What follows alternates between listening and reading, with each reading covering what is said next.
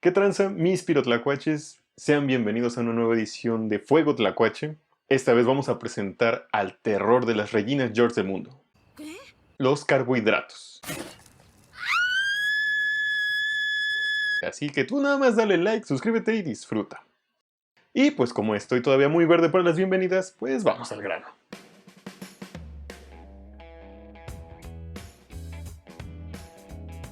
¿Te acuerdas que en el video pasado vimos a los bioelementos que componen a las biomoléculas que están presentes en todos los seres vivos?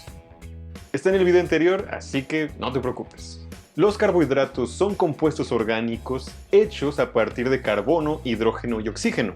Todos usan carbohidratos, desde las bacterias hasta los tiburones ballena. ¿Por qué? Porque son clave para el mantenimiento de sus cuerpos, sistemas o comunidades, ya que de ellos se obtiene energía y materiales estructurales. Los carbohidratos son solubles en agua. Por eso se los puedes echar al cafecito, al tecito, al agua de Jamaica, jamón o limarindo. para que queden más dulces. De hecho, puedes identificar fácilmente cuando algo tiene muchos carbohidratos, porque saben. Y es que esos son los carbohidratos, azúcares. Los azúcares tienen muchos otros nombres, ¿no? Algunos más mamoncillos que otros, como sacáridos o glúcidos, pero todos hacen referencia a que son compuestos dulces. Y como son de varios tipos, para identificarlos más fácilmente, se utiliza la terminación osa en su nombre, por ejemplo, la glucosa. Quizás hayas escuchado hablar de ella en algún momento. Y si alguien te quiere apantallar con sus nombres, bueno, pues ya sabes que te están hablando de azúcares. ¿Y que eso lo sirven para endulzar el cafecito del desayuno? No manches, cuando terminemos de ver este video vas a ver azúcares por todos lados. ¿Y cómo son los azúcares? Podemos empezar a ordenarlos por tamaños, desde los más sencillitos hasta los más grandotes. Y complejos además. Empecemos por los monosacáridos. Como su nombre lo indica, mono significa uno y sacárido azúcar, un azúcar. Pero ¿cómo es un solo azúcar? Están compuestos por una cadena principal de átomos de carbono. Pueden ser 5 o 6, que como ya se mencionó, están acompañados de hidrógeno y oxígeno. Esto en una proporción general de 1:2:1. Es decir, por cada carbono hay 2 hidrógenos y un oxígeno. Y generalmente los átomos de carbono se acomodan de manera cíclica y están acompañados de grupos hidroxilo, que son prácticamente un oxígeno y un hidrógeno pegados. Siempre van pegados y le agregan diferentes propiedades a las moléculas a las que se pegan. Es como la parejita que ahí anda haciendo desmadre cuando va de vez en cuando. Me falta salir para tener más ejemplos. De forma más clara, algunos de los átomos de hidrógeno y oxígeno se acomodan formando grupos hidroxilo que se distribuyen alrededor de la molécula de azúcar, haciéndola soluble y fácil de transportar a través del agua de las plantas o de la sangre en el caso de los animales. Por eso se lo puedes echar a tu cafecito. Y bueno, vamos a los ejemplos. Vamos a mencionar a los monosacáridos más comunes que podemos encontrar en nuestra vida diaria.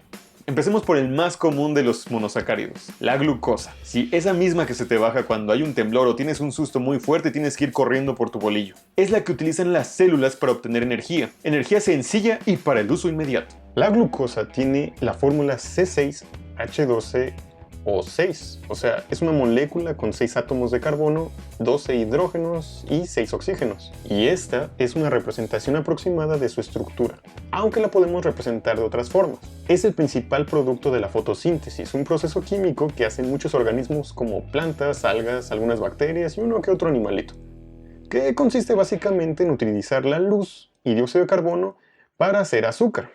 Aunque es muy común, es raro encontrarla solita. Así solita en la naturaleza es muy extraño. Normalmente hay que separarla de azúcares más grandes o simplemente rearmar los átomos que componen otros azúcares para formar una glucosa. La fructosa es otro monosacárido que es muy abundante. De hecho, hay un buen en las frutas y en la miel particularmente. Aunque se parecen mucho a la glucosa, de hecho hasta tienen la misma fórmula, sus átomos se acomodan de manera distinta.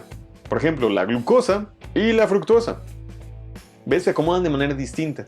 Cuando dos sustancias tienen la misma fórmula, es decir, el mismo número de átomos que las componen, pero se acomodan de manera distinta, se les conoce como isómeros.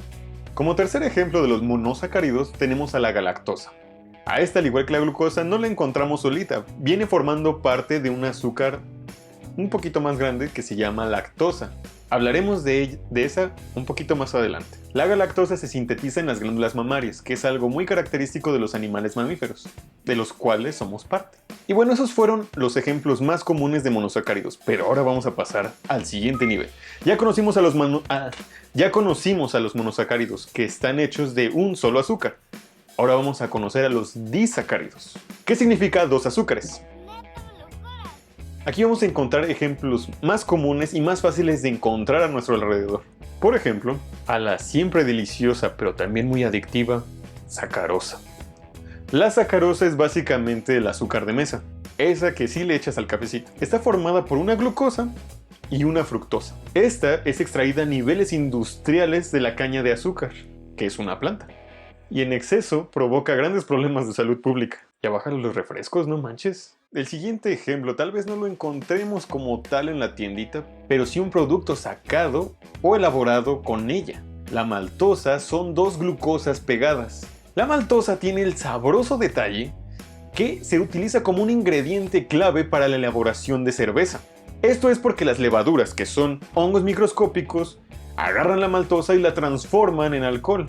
Entonces, sin maltosa y sin levaduras no tenemos cerveza para el bailongo.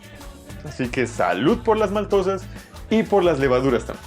Último ejemplo de los disacáridos, la lactosa. Ya la habíamos mencionado antes, pero ahora vamos a hablar de ella plenamente. Esta sí la podemos encontrar en la tiendita porque es prácticamente un azúcar muy característico de la leche. Y está formada por una galactosa y una glucosa. Pero, ¿por qué cuando somos morrillos no tenemos problemas para tomar leche? Ya cuando somos grandes ya de repente ya nos hace daño. ¿Qué pasa? Pues sencillamente nuestras células no pueden simplemente meter un disacárido, es decir, los dos azúcares pegados, para absorberlos y obtener energía. No, tienen que partirlo en azúcares sencillos como la glucosa. Entonces, ¿qué pasa? Cuando somos niños, las tijeras químicas, que son enzimas, rompen la lactosa en la galactosa y en la glucosa para absorberlos más fácilmente y puedan ser aprovechadas para obtener energía. El problema es que estas tijeras químicas, estas enzimas, se apagan cuando somos grandes. Es la forma en que nuestro cuerpo nos dice, güey, no mames, ya estás grande, ya no tienes que andar tomando leche, eso es para niños. ¿Qué pasa entonces? Como ya no hay enzimas que corten la lactosa, estas se acumulan en el intestino donde hay microorganismos que dicen y ocupan ese azúcar, pues para que no se desperdicie, ¿verdad? Son tiempos de crisis, hay que ahorrar. El pedo es que cuando se la comen, estos microbios liberan gas hidrógeno, dióxido de carbono y algunos ácidos orgánicos que hacen que se te inflame la panza, tengas pedos y te dé diarrea. Cuando te da todo ese desmadre, significa que tienes intolerancia a la lactosa. Por lo tanto, tú no puedes tomar leche entera. Sin embargo, para los que padecemos ese tipo de problemas existe la leche deslactosada, que ya es una leche procesada a la cual ya se le separaron los azúcares de glucosa y lactosa. Es por eso que sabe un poco más dulce. Los polisacáridos son cadenas de azúcares muy grandes, y cuando digo muchos azúcares o muy grandes me quedo corto, porque pueden estar conectados entre sí cientos de miles de azúcares. Y estas cadenas de azúcares pueden ser rectas o ramificadas y tienen papeles muy importantes. El principal es el de almacenar energía. Las plantas y los animales ocupan polisacáridos para almacenar energía que van a ir ocupando gradualmente a lo largo de su día o de toda su vida. Sirven como material estructural, esa es su segunda función muy importante, especialmente para las plantas, que vamos a ver más adelante cómo funcionan los polisacáridos en las plantas y después en los animales. Y bueno, vamos con los ejemplos. El almidón es el principal polisacárido de las plantas, especialmente para el almacenamiento de energía. Este sale a partir de la fotosíntesis. Bueno, en la fotosíntesis se producen muchos azúcares. ¿Qué hace una planta con tanto azúcar? Pues lo almacena en forma de almidón. Y entonces va encadenando todos los azúcares que va produciendo a lo largo del día en sus tallos, raíces y hojas. Las cuales, si te das cuenta, son las que nos comemos, ya sea crudas o al vapor. Saben bien sabrosas. No se olviden de comer verduras, frutas y verduras. Y pues es una de las razones principales por las cuales comemos plantas, por los azúcares que tienen. Y pues está en lo que comemos, en el papa, plátano, calabazas, maíz, camote, sin albur. Y bueno, esta lista se queda bastante corta. Pero a ver, veamos cómo es. El almidón, en términos sencillos, es una cadena armada de glucosas unidas de esta forma. Conforme la cadena crece, se va acomodando en forma de hélice. Por su tamaño, ya no es soluble en agua y no puede ser transportada a otras partes de la planta.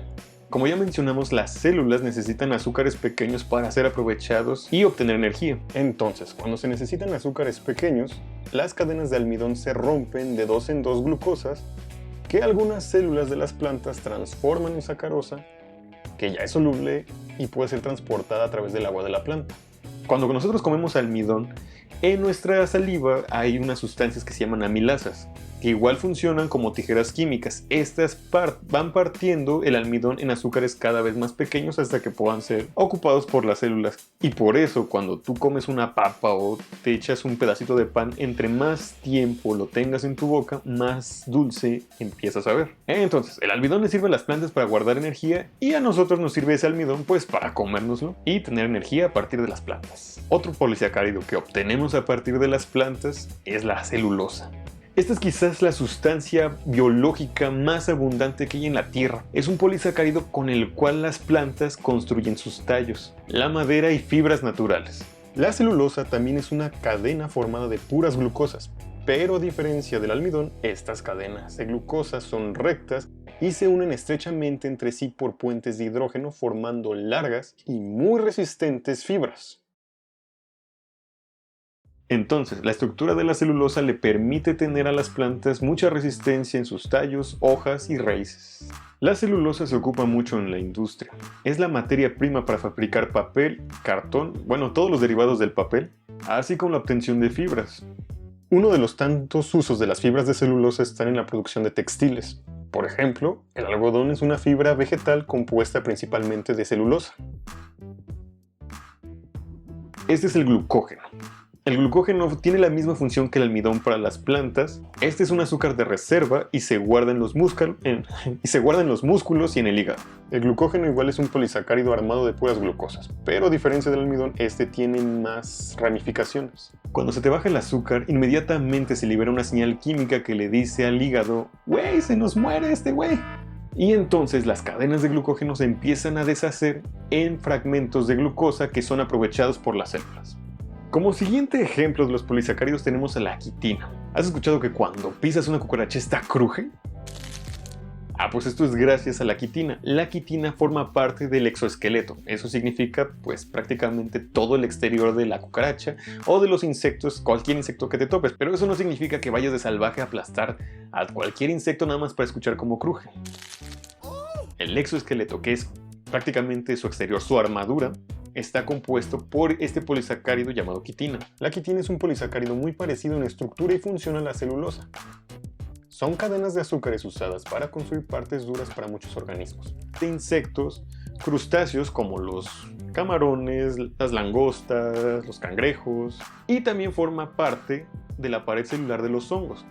Sin embargo, las glucosas de la quitina están modificadas y se ven así, que simplemente un grupo hidroxilo es sustituido por este grupo amino. Creo que podemos decir que esos fueron los ejemplos clásicos de los carbohidratos, de los monosacáridos, disacáridos y polisacáridos. Pero vamos a ver un ejemplo más, un ejemplo bastante especial. Para producir pulque, que es una bebida fermentada tradicional de México, se ocupa el aguamiel, que es la savia del maguey. Es una sustancia azucarada muy sabrosa, por cierto. Para producir pulque se tiene que fermentar el aguamiel. Esto quiere decir que los microorganismos que viven en el aguamiel y a su alrededor van a transformar los azúcares en alcohol, ácido láctico y exopolisacáridos, que son de los que te quiero hablar. Los exopolisacáridos del pulque son los que le dan una consistencia viscosa pero sabrosa. Estos son producidos principalmente por bacterias del género Leuconostoc. Ya después vamos a hablar qué pedo con las clasificaciones de las bacterias, pero de momento quédate con el nombre Leuconostoc. La importancia de estos polisacáridos es que protegen a los microorganismos que viven en el pulque para que no lleguen otros que puedan contaminarlo y que puedan echar a perder la bebida. Aunque no solamente le sirven a los microorganismos, sino también para la persona que bebe el pulque, porque estos polisacáridos tienen una función benéfica para las bacterias y otros microorganismos que viven en el intestino, evitando inflamación e infecciones. Y eso significa tener buena salud intestinal. En lo personal soy una persona bien pulquera, así que va a haber un video especial precisamente a hablar de todas las funciones biológicas y todo el proceso biológico que hay alrededor de la producción de pulque. Y bueno, en general, esto es lo importante que se tiene que saber de los carbohidratos. Azúcares, glúcidos, sacáridos o como te guste llamarlos. Y bueno, también soy muy malo para las despedidas, así que nos vemos en la próxima. Hasta luego. Anímate a participar en la caja de comentarios, pues tu opinión me ayuda mucho a mejorar el contenido. Dale like y suscríbete.